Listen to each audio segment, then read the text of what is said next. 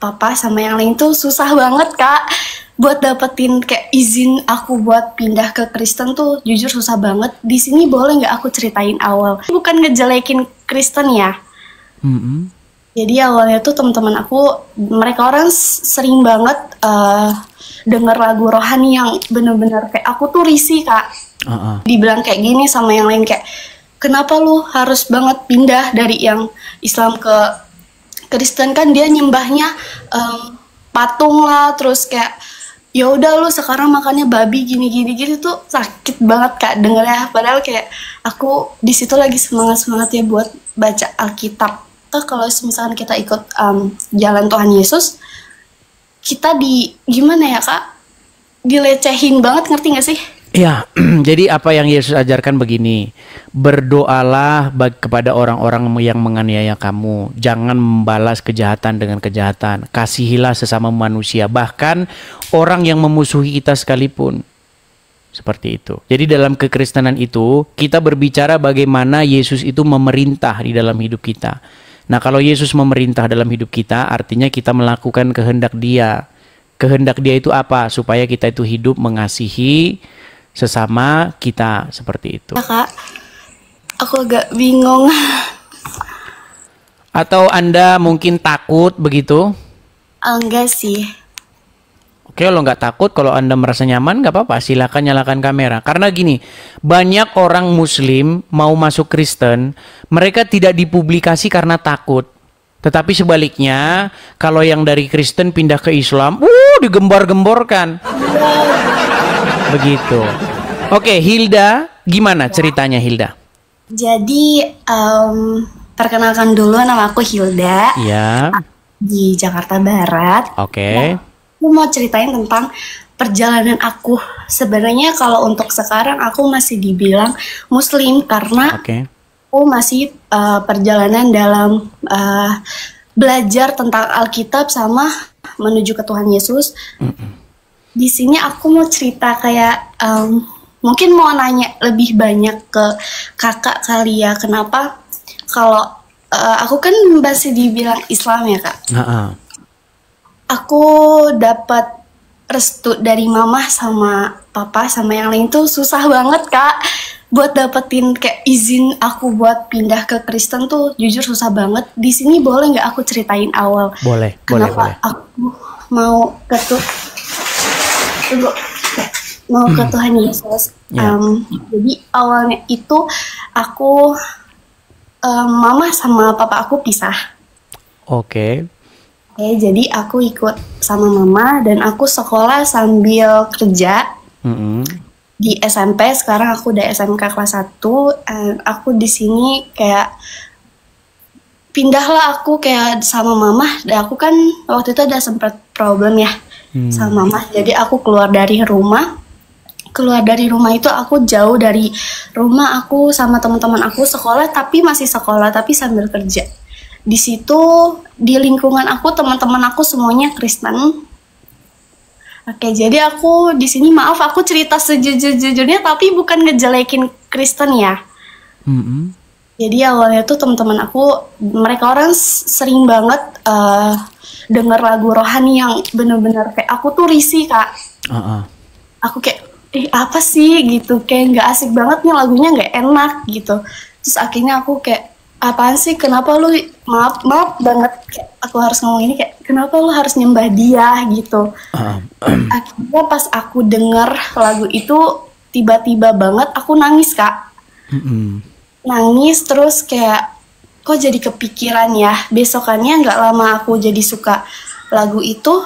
Pertama kali lagu yang aku denger tuh yang lagu gereja, aku nyanyi Haleluya. Dan di situ tuh kayak aku besokannya langsung mimpi kalau aku tuh di dalam posisinya tuh gelap banget. Gelap. Dan nggak lama dari situ aku baptis. Oh, jadi sudah dibaptis?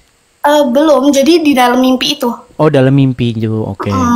Terus pas di dalam mimpi itu aku dibaptis, akhirnya aku mutusin buat, oh ya udah untuk belajar ke Kristenan dengan baca Alkitab semuanya. Tapi aku ada perlakuan yang gak enak dari teman-teman aku, dari yang teman-teman aku Islam. Jadi aku maaf banget harus cerita ini, tapi emang ini beneran kejadian sama aku.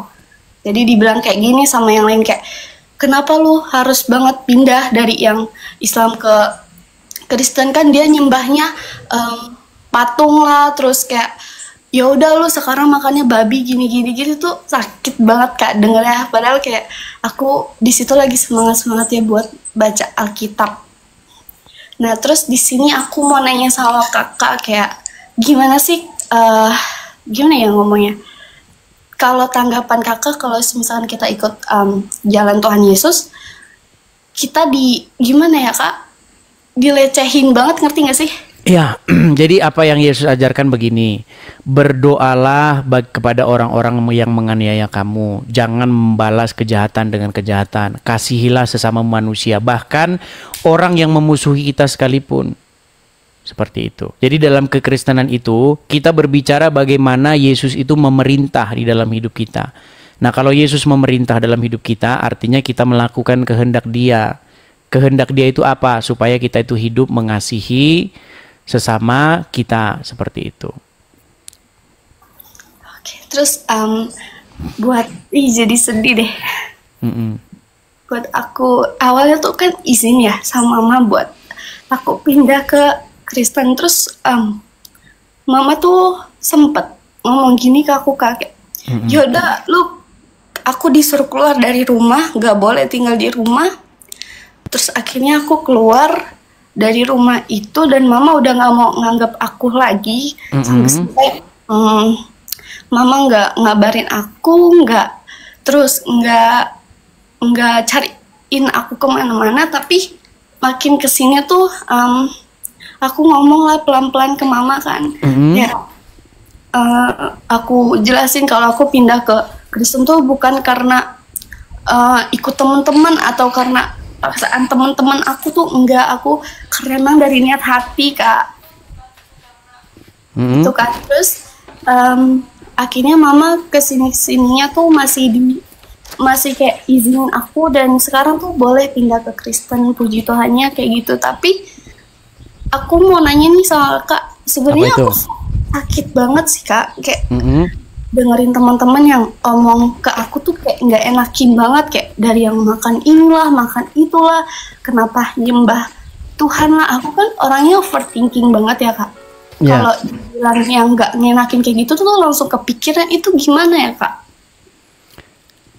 Iya, seperti itu tadi. Intinya kalau kita belajar hidup mengasihi, kita tidak perlu membalas apa yang mereka lakukan, seperti itu.